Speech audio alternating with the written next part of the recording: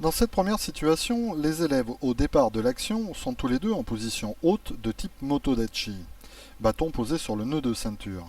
Alors que l'un va tenter de résister dans cette position, l'autre va tout simplement tenter de glisser vers l'avant Zenkutsudachi afin de faire reculer son partenaire. Le principe physique qui agite ici et qui nous sert de support pour mettre en évidence notre objectif est simple. En soulevant son pied avant pour glisser en Zenkutsudachi, l'élève modifie la quantité de poussée que représente le poids de son corps, qui n'est plus soutenu un bref instant par la jambe avant. Si la jambe arrière reste rigide, elle peut devenir un bras de levier qui prolonge le bâton sous une seule condition, que l'élève pousse aussi le bâton avec le ventre avant de soulever le pied.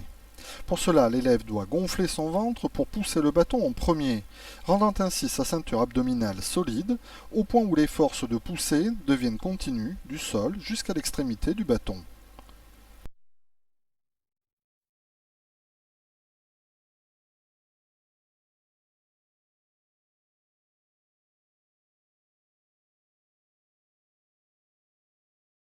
Pour conclure, voici un autre principe permettant d'optimiser la stabilité des positions. Cette propriété connue dans les positions hautes de type Sanshindachi ou Nefanchidachi, compensant ainsi un centre de gravité élevé, est une propriété fondamentale que l'on n'applique pourtant pas aux autres positions. À défaut d'être seulement posé sur le sol, tel un roc indétrônable, le but est d'ancrer sa position, qu'elle soit haute ou basse, en exerçant une action visant à écarter ses appuis. Ainsi, en tirant très progressivement sur une ceinture reliée au ventre d'un élève, ce n'est pas seulement la résistance à la déformation de la jambe avant qui est visée, mais sa réaction au sol. Une réaction qui, associée à la même réaction de la jambe arrière, joue le rôle de crampon.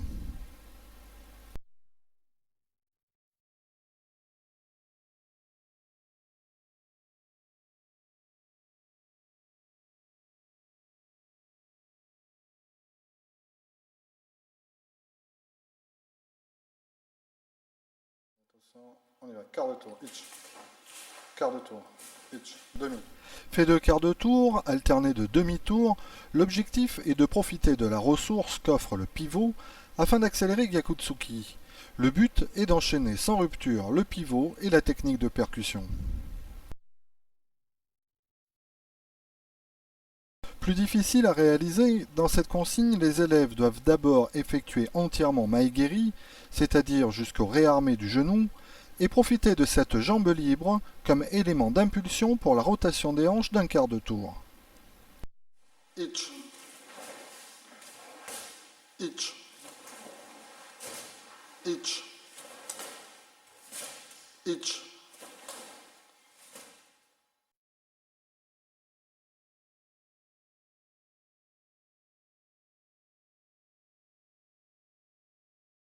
L'objectif de cet aménagement est simple. Durant les déplacements, et tout en réalisant les techniques de percussion ou de blocage, les élèves doivent garder la tête le plus près possible du bâton, quitte à le toucher. Itch, itch, itch, itch, itch, itch.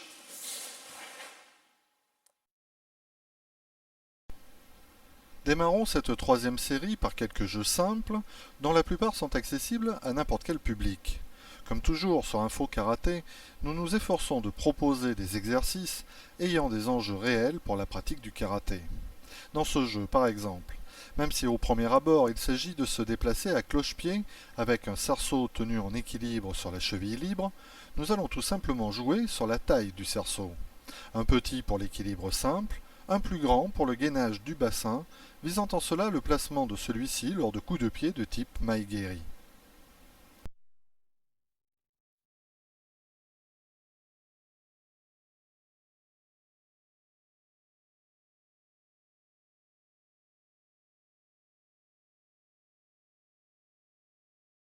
La très nette différence sur le plan de la gestion de l'équilibre entre ces deux élèves révèle toute la nécessité d'utiliser l'échauffement non pas seulement pour éveiller les aptitudes physiques des élèves, mais aussi les renforcer en dehors de leur environnement d'application, c'est-à-dire autrement et pas seulement lorsque l'élève réalise un coup de pied donné.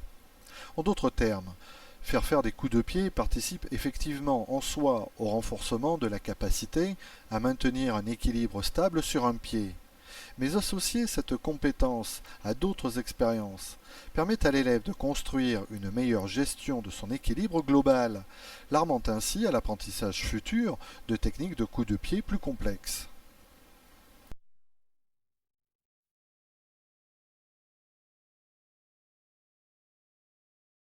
Changeons de registre tout en restant dans ce qui pourrait être un échauffement ludique pour jeunes enfants.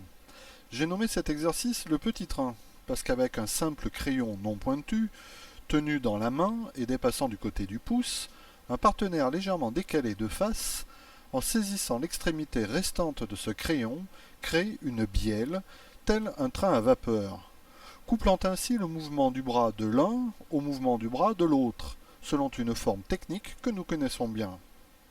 Même si les composantes techniques du Ikité, par exemple, ne sont pas respectées à la lettre, c'est avant tout cette adéquation entre le jeu et l'induction d'un geste répondant aux fondamentaux techniques des Tsuki qui nous intéresse en tant qu'enseignant.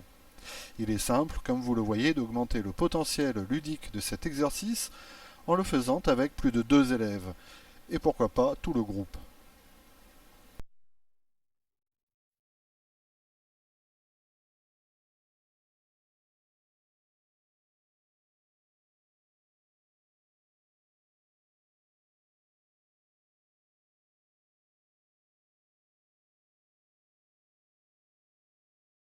Voici un exercice pouvant s'ajouter à la progression d'enseignement des fauchages, longuement abordée dans le 3e volume du DVD La Voie pédagogique. En partant d'une position utilisée en Shitoryu, Kokutsu Dechi, à ne pas confondre avec la position du même nom en Shotokan. On obtient un éducatif très intéressant visant la gestion de l'équilibre sur la jambe arrière, équilibre nécessaire pour pouvoir crocheter sans tomber le pied du partenaire, tout en restant le plus droit possible. Le port de chaussons étant au passage conseillé, afin d'éviter trop de frottement au niveau des chevilles.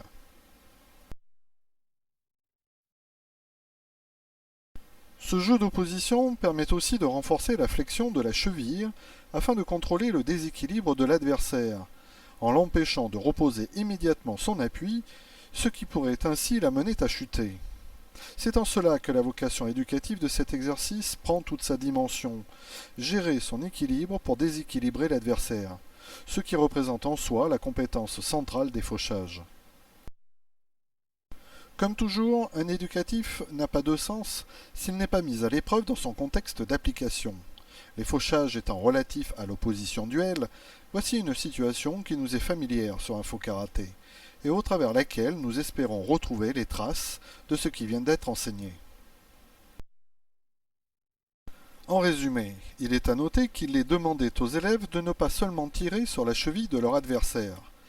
Il leur est avant tout demandé de prendre d'abord leur équilibre sur la jambe arrière, tout en essayant de rester le corps le plus droit possible, puis à partir de là, de soulever cette cheville, certes, mais en cherchant à soulever le genou, ce qui permettra un meilleur contrôle du déséquilibre. En somme, une jambe pour l'équilibre, une jambe pour le déséquilibre.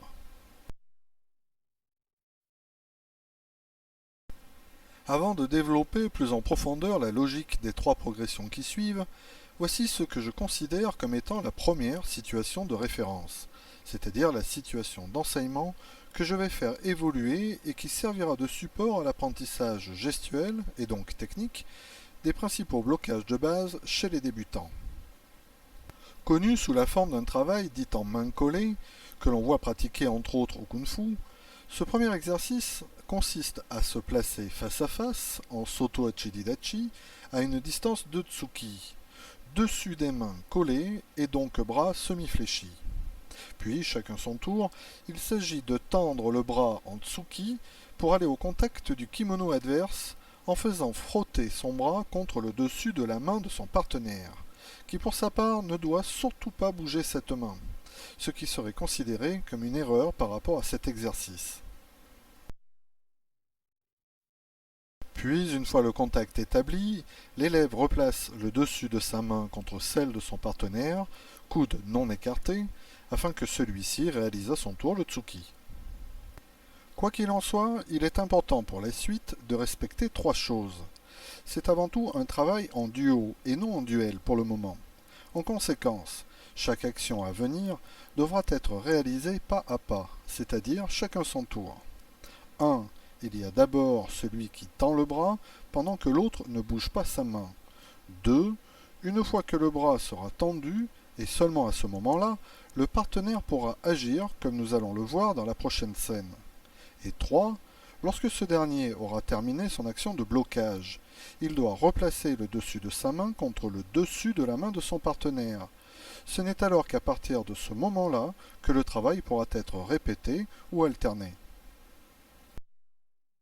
Une fois le protocole de ce premier exercice acquis, et vous remarquerez à quel point il nécessite à la fois coordination et concentration, celui qui reste main ouverte sans l'avoir bougé se retrouve alors sur la trajectoire d'interception du Tsuki. Il devient alors facile de dévier ce Tsuki de sa trajectoire en introduisant dans un premier temps le geste le plus simple à réaliser à ce moment précis, Yoko-uke. Puisque le bras est déjà fléchi, il suffit de fermer le poing et de rester en contact avec le bras tendu du partenaire pour l'écarter. Les critères de réalisation technique du blocage sont alors simples à définir auprès de l'élève.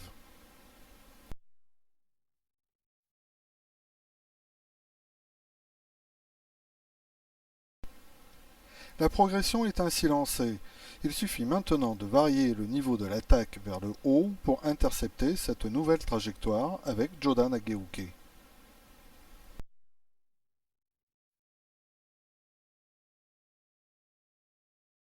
Pédagogiquement parlant, ce travail est très intéressant, parce qu'il permet de donner un sens aux actions de blocage, du fait de la présence du partenaire. Mais plus encore, c'est ce travail unilatéral, c'est-à-dire avec un bras à la fois, qui favorise l'acquisition des critères de réalisation des blocages, puisque de la sorte, nous isolons uniquement les composantes techniques que nous désirons faire acquérir, ne saturant pas ainsi la mémoire de l'élève, ce qui chez les enfants et les débutants est particulièrement pertinent.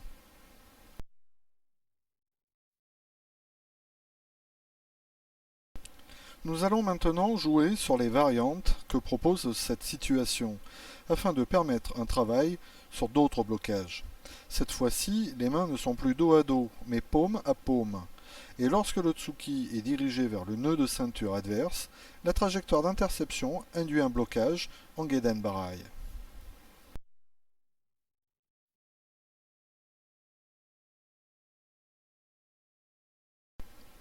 Puis, lorsque le Tsuki est à nouveau dirigé vers le plexus, le blocage conséquent devient Soto-uke. Nous venons ainsi d'introduire les quatre blocages de base que nous commençons généralement par enseigner aux débutants. Nous allons maintenant ouvrir la situation à une relation duo et duel à la fois.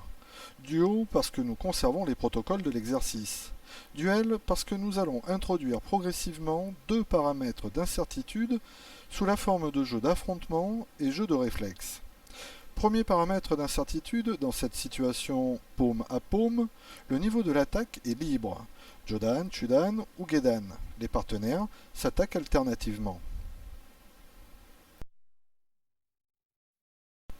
Dans cette autre situation, main dos à dos, puis paume à paume dans l'exercice suivant, nous augmentons ce que l'on appelle la pression événementielle, en ajoutant le deuxième paramètre d'incertitude, à savoir que l'attaquant n'est pas déterminé au départ de l'action.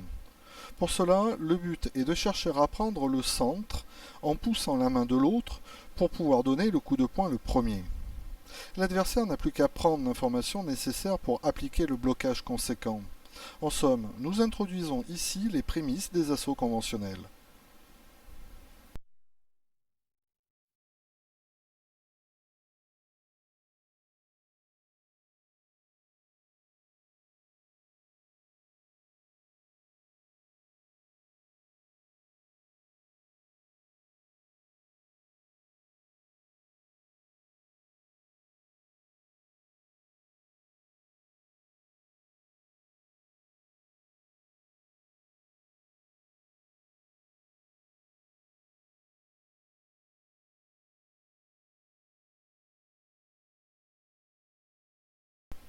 Voici une autre variante avec un simple élastique qui va permettre de lier les poignets des deux partenaires et introduire un travail d'une part simultané, c'est-à-dire que les attaques et les blocages se réaliseront en même temps, et un travail de contrôle des attaques parce que l'élastique, couplant les deux poignets, va créer une action de guidage sur la trajectoire d'interception, facilitant ainsi le blocage.